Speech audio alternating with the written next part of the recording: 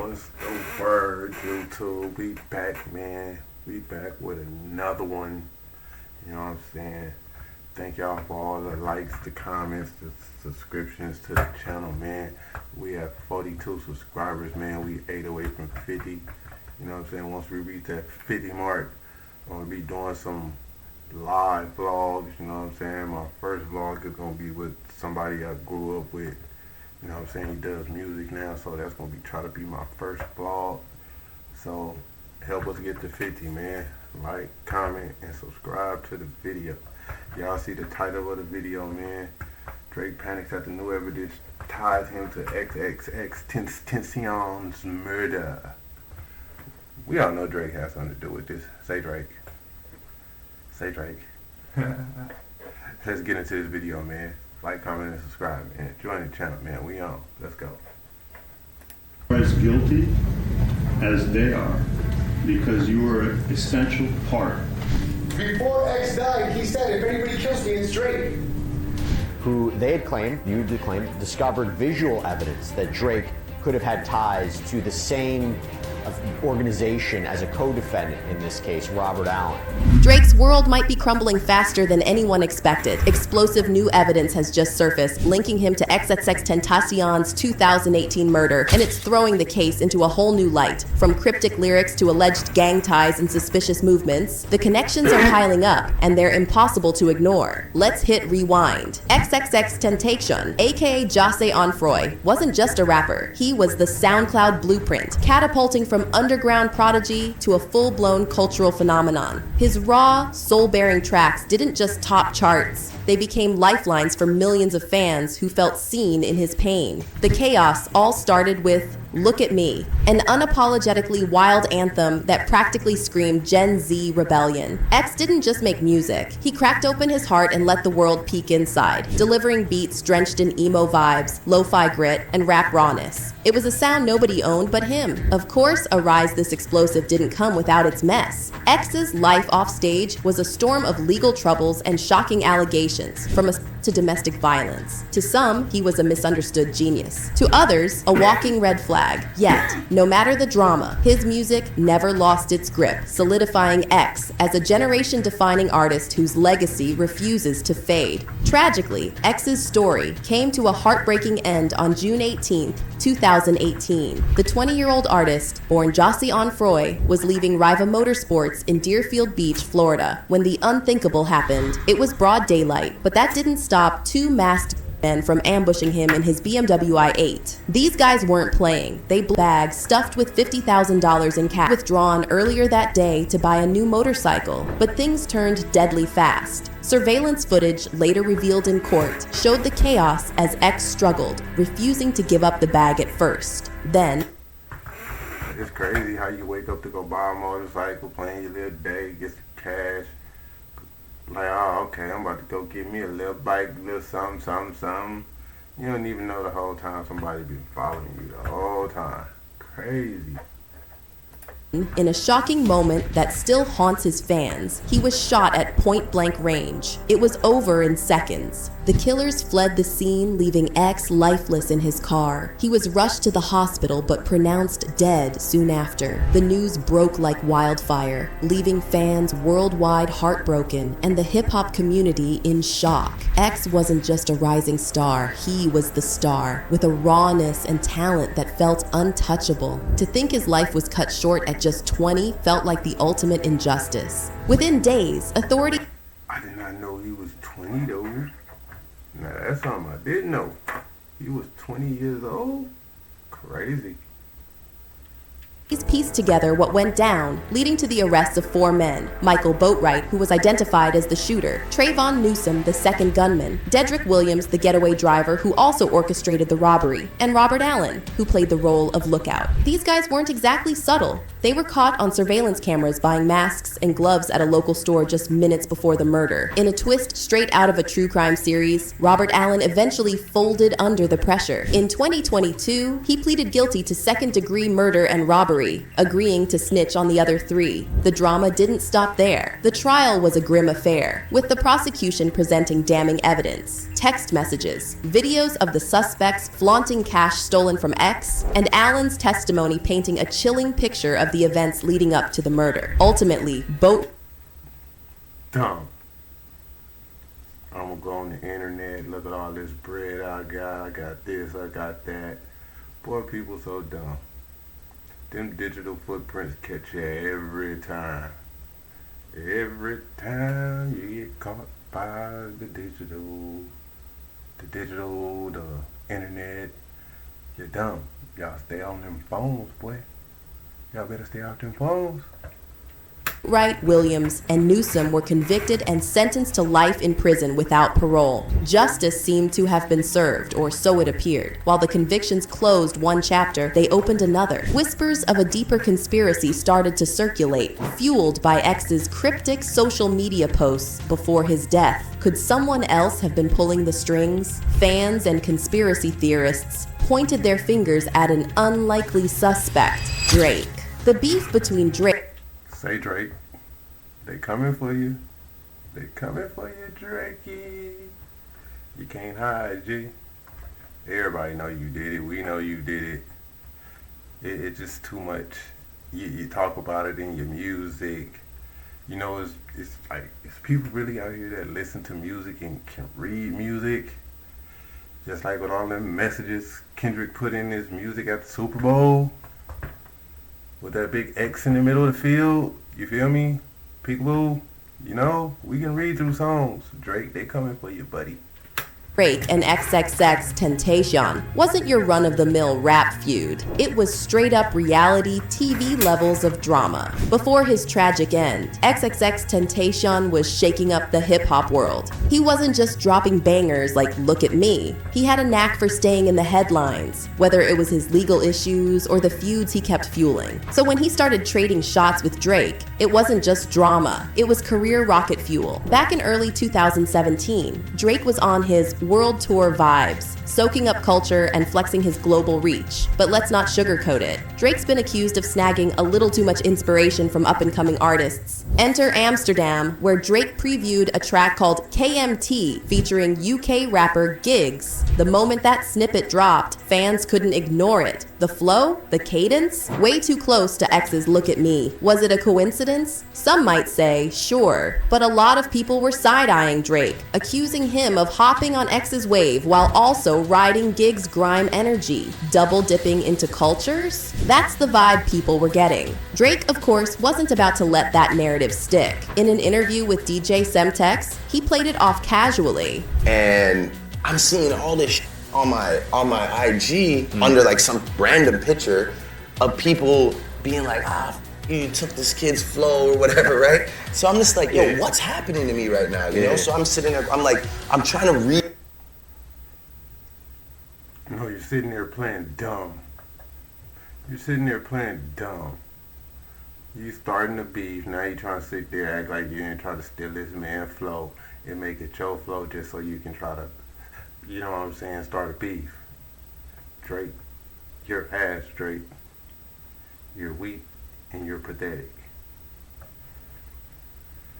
Oh, Drake, we don't even listen to your music no more over here. I know, at least I don't. I don't listen to nothing by Drake, nothing featuring Drake. If I hear Drake, it's getting turned immediately. Drake gets no play over here. You feel me? Like figure out who they're talking about. I find out who they're talking about. I Just the extension guy. I don't even think that's how you say his name. But yeah, that's I tried to they call him extension. X. Yeah. So anyway, I go and I find what song they're talking about, you know? And I listen to it, I'm like, okay, I see where people could draw like this comparison off of like the first two lines, whether it be the cadence or the rhyme pattern or whatever, you know? And I'm just like, yo, it's crazy that people think that after all this time, after all I've been through, that I'm the type of person to go pre some song that's on SoundCloud. It doesn't have like 2 plays, it has plays, you know, he has his cult following, and go and think that I'm gonna like take that and make it my own. Like, I'm not stupid, I'm not like a person. But the damage was done. The comparisons kept rolling, and X, who was already gaining traction, wasn't about to let it slide. In a flurry of now deleted tweets, he went all in, accusing Drake of not just biting his style, but swiping vibes from other artists like DRAM2. He didn't sugarcoat it either, straight up questioning how the industry kept letting Drake stay on top, while allegedly building his success off others' work. Drake's career is almost over. He better start. Shit, Drake, Jay-Z did it. Why can't Drake did it? Jay-Z made his whole career off other people's music. You feel me? I mean, why Drake can't do it? I mean, but still. Don't steal another person's style that's like right here that's rapping now and today. That man was here rapping, still in the game. Jay-Z, he stole a couple of people that was still in the game, you feel me? We know Jay-Z stole a whole bunch of lyrics, but everybody still liked him. But come on, man. Start investing money into real estate cause once it's all over, he really gonna see the fake love. I'm not the first he bit, nor will I be the last. Drake a nigga, money don't buy you respect. Then he tweeted, now this nigga trying to play it safe and play it innocent, but it's cool. We all know Hotline Bling was a bite of Cha-Cha. I'm not gonna say no names, but it's funny how one of my niggas hit me up saying Drake watched her interview and with you. X basically declared Drake's career over, but let's be real. That take aged worse than milk left out in the sun. Sure, the tweets are long gone, but screenshots, they're forever. Here's the kicker though. X wasn't exactly breaking new ground with that flow. Back in 2015, Lil Uzi Vert was already flexing a similar vibe on Super Saiyan Trunks. A full year before, Look at Me even dropped. Still, X wasn't backing down. Even from behind bars, he was making noise. He hit up DJ Academics, doubling down on his claim that Drake jacked his style. X insisted Drake knew who he was long before KMT came out. Whether he spoke to him or Drake spoke to him, point being is that Drake knew who I was at that point in time. Long before that. Long before the videos, long before he was exposed for what he did, he knew. And he went on the video and lied. That's part right there. X even had the audacity to suggest Drake should have pulled up to his court hearing. Like, what was he expecting? A heartfelt freestyle in his defense? Let's be real, Drake wasn't about to involve himself in all that mess. The guy's got a lot to lose and zero reasons to back someone facing major allegations. But X didn't stop there. Before his tragic murder, he posted what might be the most infamous Instagram post in rap history. The post said, if anyone tries to kill me, it was at Champagne Poppy Drake. I'm snitching RN. Yeah, that Champagne Poppy. The internet exploded, but before anyone could even process it, XXX came back saying, nah, my account was hacked. Convenient, huh? The post was gone as fast as it went up, but the damage? Already done. People started side-eyeing Drake from that moment forward. Drake, meanwhile, played it cool, or so it seemed. Now here's where it gets even spicier. Enter Kendrick Lamar. In his track, Not Like Us, he spits, how many stocks do I really have in stock? 1, 2, 3, 4, 5 plus 5. At first glance, it's just Kendrick flexing his math skills, right? Wrong. Reddit detectives have been working overtime, and one theory stands out. 5 plus 5 is a nod to XXX's name. Why? Because X is the Roman numeral for 10. Sneaky, huh? But Kendrick didn't stop there. Those same sleuths believe the whole, how many stocks do I really have in stock line translates to, how much should I say? Like, is Kendrick holding back on spilling something bigger? Now let's get into Drake's catalog because apparently the man loves dropping breadcrumbs in his music. In On BS from Her Loss, he raps, maybe I should break that 10, do a 5, then if it gets live, do a 5 again. If he held it. You're talking about XXX. Come on, B. But y'all using people's music. Y'all trying to use, what was that?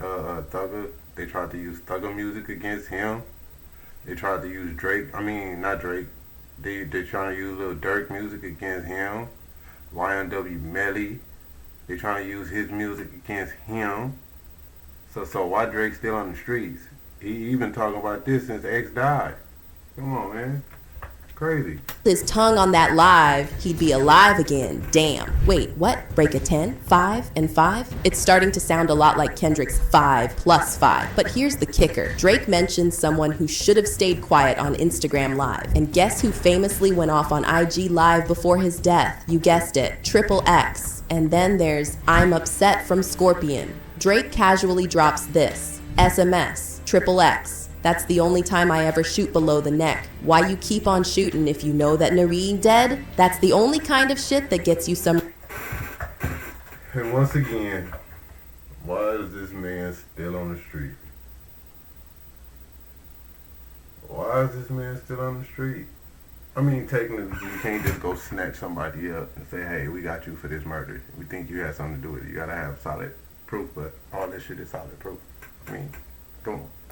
Respect. The internet went crazy over these lines, connecting them to XXX Tentacion's murder. Like Drake, you couldn't make it more obvious if you tried. The case of XX Tentacion's murder refuses to rest, and now, years later, Drake's name is being dragged back into the headlines. Dedrick Williams, one of the 3 men convicted of the 2018 murder, is making a bold move by naming Drake as a potential suspect in his appeal. And the tea just keeps getting hotter. During Dedrick Williams' trial, his attorney, Mauricio Padilla, threw a bombshell claim into the mix. The investigation had missed a major lead, Drake. According to Padilla, X's now infamous Instagram post pointing fingers at Drake should have been treated as a serious clue. Before X died, he said, if anybody kills me, it's Drake.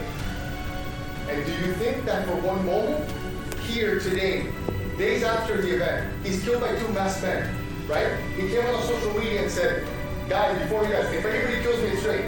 Do you think in that time span that they went and they addressed him, they talked to him? No. Do you think sitting here today, years later, any detective has ever asked, Drake or anybody like that? No.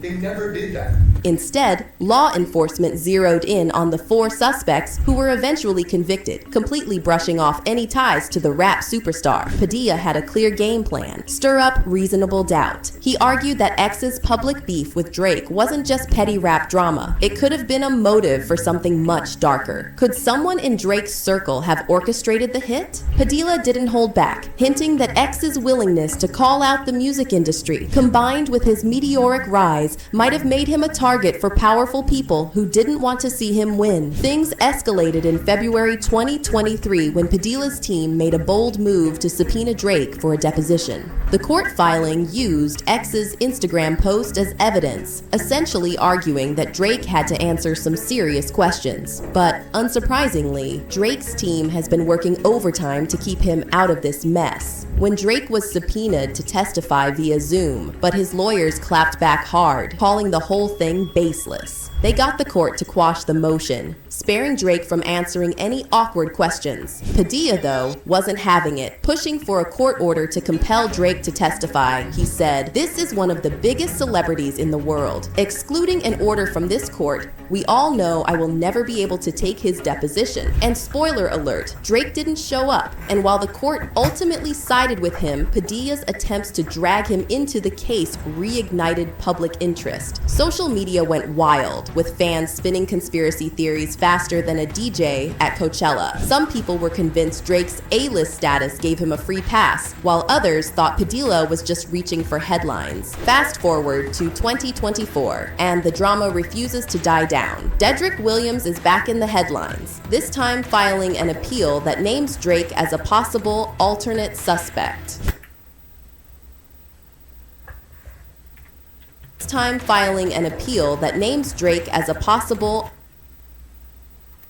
Say Drake. They coming for you. They coming for you. You thought these niggas gonna sit there and do the rest of their life in jail? Drake. Everybody in the South, from Texas, Louisiana, Mississippi, Georgia, Florida, if they committed crime with a partner, someone is going to fold, as you see. That's why all them in jail right now, right? So when these men got life, what makes you think they wasn't going to fold and tell on you or tell on whoever was in your camp that orchestrated this hit? Drake, they're coming for you. Alternate suspect. Padilla isn't saying Drake pulled the trigger. He's not that bold, but he's arguing the beef between X and Drake should have been explored as a possible motive. He was on the phone with X discussing the issue and the beef that he had with Drake, and specifically, X had either said or posted something about Drake's mom, and he had posted a picture of a Drake lookalike with his face. According to Padilla, X didn't just have public feuds with Drake, but also with other rappers tied to Drake's OVO crew. Ignoring all that drama, a major oversight if you ask him. One of the wildest claims? Jesse De La Cruz, a well-respected gang expert who's testified in over 150 cases, wasn't allowed to present his findings to the jury. And his findings? Oh, they were explosive. According to Cruz, there's visual evidence of Drake flashing the same gang signs as Robert Allen, one of the convicted co-defendants who turned state witness. But wait, there's more. De La Cruz also linked Drake's associates to XXXTentacion's neighborhood just before the murder, alleging they were seen threatening the rapper. Now here's where it gets even spicier. De La Cruz also connected some of Drake's song lyrics to the murder. The defense highlighted Drake's track Triple X, which has where Drake raps about Louis bags turning into body bags. Coincidence? Padilla doesn't think so. The song lyrics, the fact that Drake was throwing gang signs that were the same gang signs that Allen was throwing up in different social media posts. But the court wasn't having it. They struck De La Cruz's testimony entirely, even though the prosecution was allowed to use their own gang expert, Detective Danny Polo, to bolster their side of the story. They allowed the state to put their own gang expert, Detective Polo, which really bolstered a lot of what Dr. De La Cruz said regarding the necessity to bring out this testimony. I don't believe that it. Padilla called foul, saying the decision was unfair and violated his client's right to present a full defense. Oh, and it doesn't stop there. Padilla claims he even showed photos of Drake throwing up gang signs alongside Lil Wayne and presented evidence of a self-proclaimed Drake shooter named Hassan Ali, aka Top 5, who openly boasted about his connections to the rapper on social media. Padilla also dragged 600 Breezy into the mix, pointing out that Breezy allegedly traveled to South Florida and was involved in threatening X. Even Cleopatra Bernard, XXXTentacion's mom, reportedly knew about these threats and had conversations with her son about them. Padilla says the case had more than enough evidence to warrant bringing in De La Cruz, yet the jury heard none of it. And let's not forget the cross-examination drama. Padilla argued that he was repeatedly blocked from fully questioning key witnesses, especially Robert Allen, the co-defendant who testified against Williams. Allen, who has ties to Toronto and a father involved in drug and firearm dealings, became a central figure in Padilla's argument for reasonable doubt. But the judge consistently shut down any attempts to explore these connections in court. Here's where it gets even messier. During the trial, the prosecution tried to nip any Drake involvement in the bud, even questioning Detective Keogh, the lead investigator, about whether Drake was connected to the case. Keogh admitted they checked if Drake was in South Florida around the time of the murder, but said they relied on Instagram posts for their investigation. Whew, it's a whole lot, boy. This is a whole lot. I mean, technically, you ask me, I'm not gonna say Drake technically got something to do with it, but he know the person in his camp that did it. That's what I'm gonna say. The person in his camp, he know who did it. He know who pulled the trigger and who actually killed him. So that's my assumption. I know he know who did it. And if they ever pull him in for questioning, he gonna tell right off the bat. He gonna tell. He's a Canadian, so he's gonna tell. He not built like that. So if they ever catch him, is going up, and he gonna get some time for what they call that, harboring the fugitive.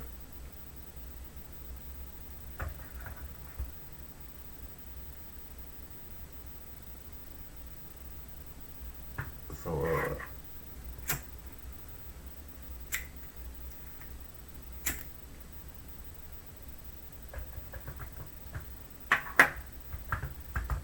ooh-wee. Yes, Instagram. Padilla tore into this, questioning how a high-profile murder investigation could rely on social media stalking to verify alibis. So in cross-examination, I asked, why would you have to verify if he was in South Florida? Why? Because he's a person of interest. And then I had to further ask, well, what did you do to, and I'm paraphrasing, what did you do to figure out whether he was in South Florida? He says, oh, my partner checked social media.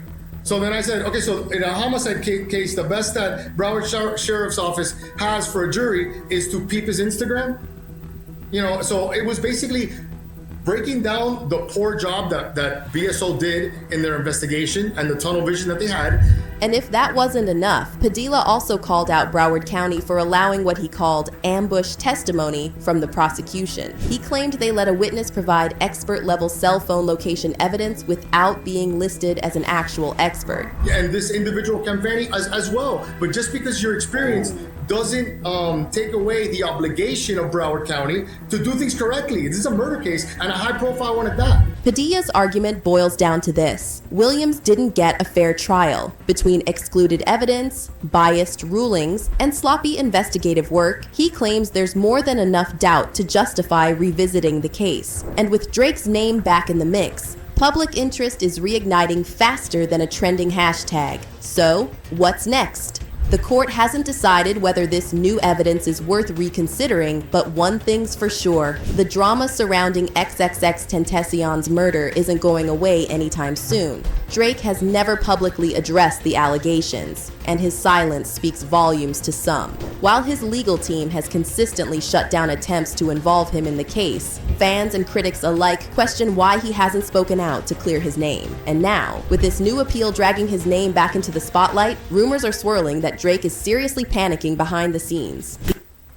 The internet's eating it up, speculating whether his silence is strategy or guilt. Fans are divided. Some argue that the claims against Drake are baseless, while others believe all the facts, writing, Drake for sure did it. He said it multiple times. He said son about XXX, the only time I shoot below the neck. And on Knife Talk with 21 Savage, he said I got him while I flew to Turks. And a little over 2 weeks after X's death, Drake was spotted in Turks. So, what's the truth? Is Drake's name being dragged into this as a desperate legal strategy? Or is there more to the story than meets the eye? One thing's for sure, this isn't the last we'll hear about this case.